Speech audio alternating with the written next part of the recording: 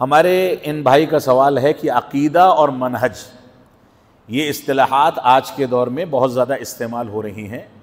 عقیدہ اور منہج کیا چیز ہے؟ کیا دونوں الگ الگ ہیں یا دونوں ایک ہی چیزیں ہیں؟ اس کے بارے میں وضاحت چاہتے ہیں. تو عقیدہ اور منہج دونوں میں چولی دامن کا ساتھ.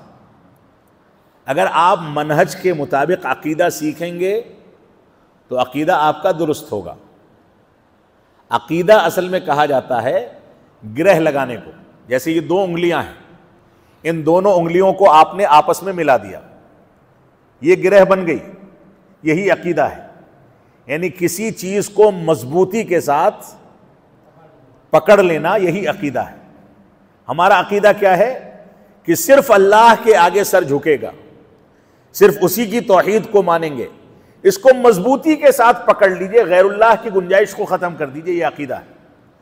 اس عقیدے تک پہنچنے کے لیے جو ہم کو طریقہ ملتا ہے، جو اسلوب ملتا ہے، اس کو منہج کہا جاتا ہے. منہج اصل میں اردو زبان میں کہتے ہیں بالکل واضح راستے کو. تو عقیدے تک پہنچنا ہو، عبادات تک پہنچنا ہو، فضائل تک پہنچنا ہو، معاملات تک پہنچنا ہو، ان تک پہنچنے کے لیے صحابہ کرام نے جو طریقہ یا جو ضوابط اختیار کیے، انہی ضوابط اور طریقوں کو منہج کہا جاتا ہے، راستہ کہا جاتا ہے، واضح راستہ.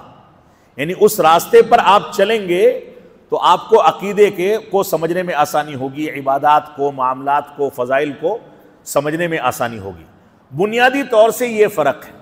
ورنہ حقیقت دیکھی جائے تو عقیدہ اور منہج دونوں ایک دوسرے سے منسلک ہیں، دونوں کو ایک دوسرے سے الگ نہیں کیا جا سکتا، دونوں لازم و ملزوم ہیں.